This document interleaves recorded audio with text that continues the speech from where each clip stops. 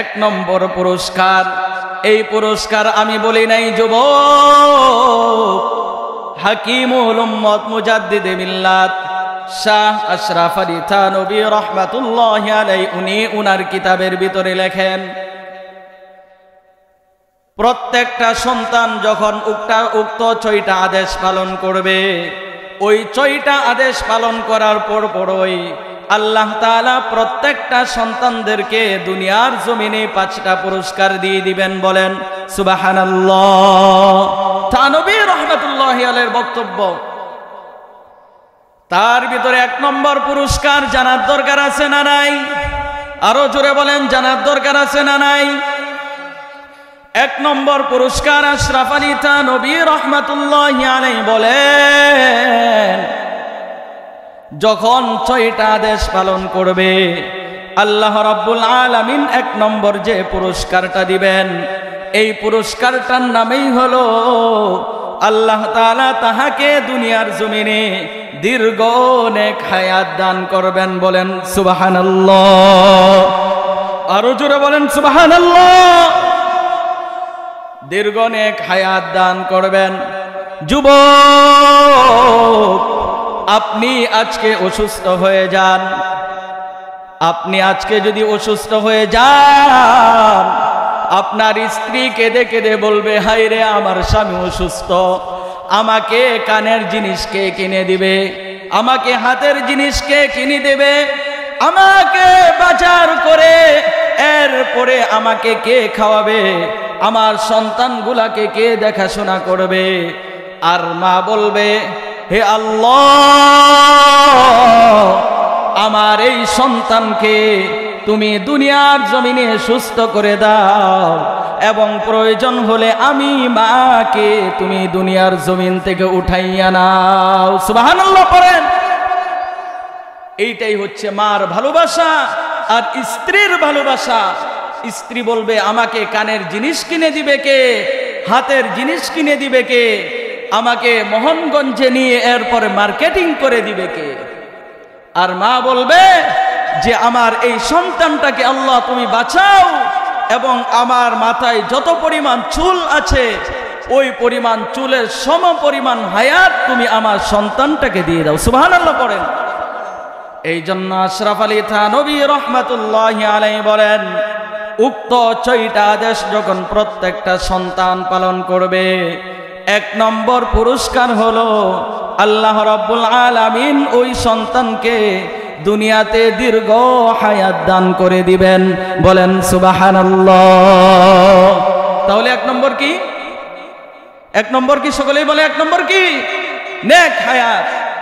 আশরাফ আলী থানভী রাহমাতুল্লাহি আলাইহি বলেন, 2 নম্বর পুরস্কার কি? আশরাফ আলী থানভী রাহমাতুল্লাহি আলাইহি বলেন, এই দুনিয়ার জমিনে প্রত্যেকটা সন্তানকে বালা মুসিবত থেকে যিনি হেফাজত করে দিবেন, বলেন তো তিনি কে? আরো জোরে বলেন, তিনি কে? আপনি সফর করার জন্য মোহনগঞ্জ থেকে এরপরে ঢাকার উদ্দেশ্যে বের হইলেন, মোহনগঞ্জ থেকে ঢাকার উদ্দেশ্যে বের হয়ে গেলেন। ঢাকার উদ্দেশ্যে যেই বের হইলেন, ময়মনসিংহ পর্যন্ত গেলেন, বাইপাস গেলেন। এবার বাইপাস যাওয়ার পরে দেখলেন আপনার সামনের এবং পিছনের অনেক গাড়ি, 2-1টা গাড়ি অ্যাক্সিডেন্টের মাধ্যমে অনেকেই মারা গিয়েছে, অনেকেই আহত হয়েছে। ইভেন আপনি যে গাড়িতে ছিলেন ওই গাড়িতেও অনেকেই আহত হয়েছে, অনেকেই মারা গিয়েছে, কিন্তু আপনার কোনো সমস্যা হয় নাই, আপনার কোনো সমস্যা হয় নাই। এর একমাত্র কারণ কি রে যুবক? এর একমাত্র কারণ হইল আপনি মোহনগঞ্জ থেকে যখন ঢাকার উদ্দেশ্যে রওনা হয়েছিলেন, আপনার মা 2 রাকাত নফল নামাজ পড়ে বলেছিলেন, আল্লাহ,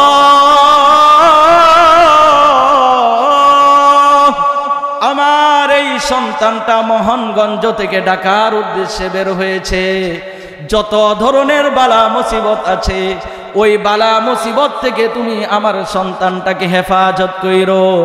এই যে আপনার মা যখন দোয়া করলেন, এই দুয়ার বদৌলতে, এই দুয়ার উসিলা করে আপনি বালা মুসিবত থেকে বেঁচে গেলেন। বলেন সুবহানাল্লাহ। অহরহ ঘটনা ঘটছে এরকম। কয়টা বলবো আমি আপনাদেরকে? অনেক ঘটনা ঘটছে। আমি আপনাদেরকে একটা এক্সাম্পল দিয়ে গেলাম কেবল। তাহলে 2 নম্বর কি যেন? বালা মুসিবত থেকে যিনি হেফাজত করবেন তিনি কে? আরো জোরে বলেন, তিনি কে? তাহলে 1 নম্বর হলো দীর্ঘ নেক হায়াত। 2 নম্বর কি? বালা মুসিবত থেকে আল্লাহ তাআলা হেফাজত করবেন। কয়টা গেল?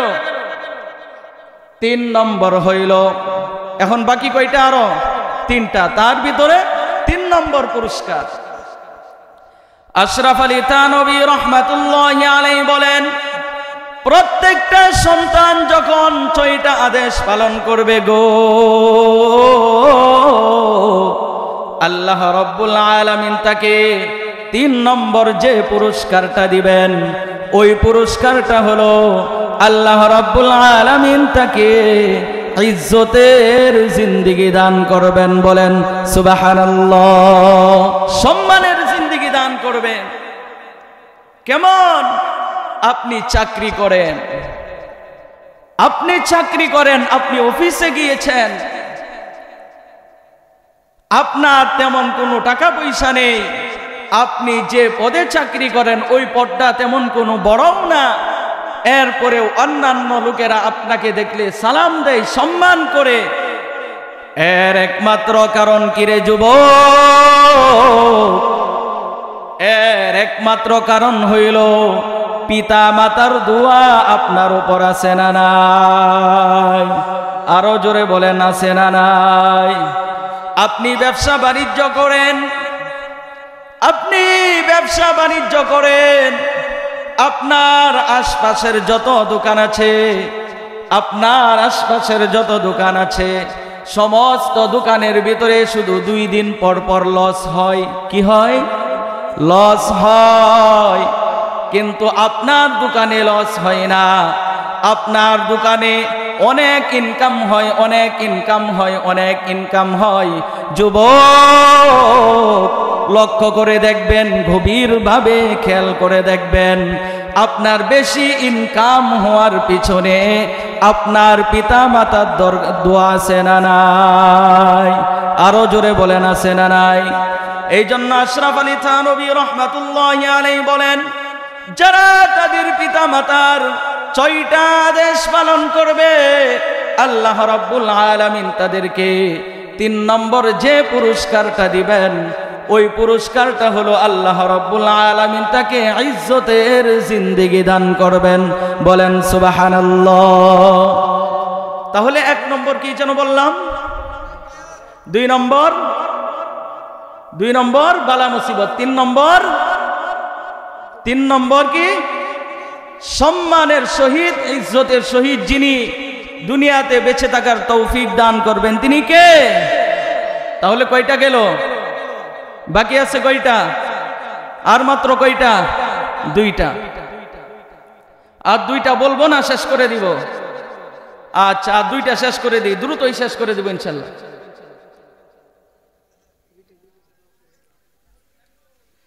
আচ্ছা, 2টা বলে দেই। কি বলেন? 4 নম্বর হইল আশরাফ আলী থানভী রাহমাতুল্লাহি আলাইহি বলে, কেউ যদি 6টা আদেশ পালন করে, তাহলে 4 নম্বর যে পুরস্কার আল্লাহ রাব্বুল আলামিন দিবেন, সেই পুরস্কারটা হইল আপনি যখন আপনার পিতা মাতার সেবা যত্ন করতে গিয়ে নেক দৃষ্টিতে যখন আপনি আপনার পিতা মাতার দিকে তাকাইলেন, আল্লাহ রাব্বুল আলামিন আপনাকে আমাকে কবুল হজ এবং উমরা করার সওয়াব দিয়ে দিলেন। বলেন সুবহানাল্লাহ। আরো জোরে বলেন সুবহানাল্লাহ। ফেরেশতারা তখন আল্লাহ রাব্বুল আলামিনের কাছে বলে, আল্লাহ,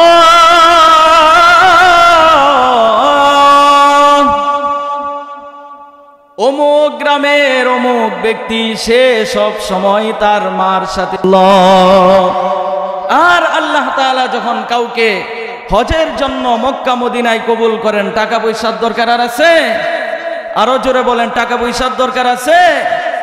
এই জন্য পিতামাতার প্রতি যখন আপনি ন্যাক দৃষ্টি দিয়ে সেবা যত্ন করবেন, আবার এটাকে বাধ্যতামূলক করা যাবে না। হাইরে, না করলে তো হবে না। আপনি যখন আপনার জায়গা থেকে আগ্রহশীল হয়ে খুশি হয়ে আপনার পিতামাতার চেহারার দিকে তাকাইয়া ন্যাক দৃষ্টিতে আপনার পিতামাতার যখন খেদমত করবেন, সেবা করবেন, পিতামাতার দিকে ন্যাক দৃষ্টি দেওয়ার কারণে কবুল হজ এবং উমরার সওয়াব যিনি দিয়ে দেন তিনি কে?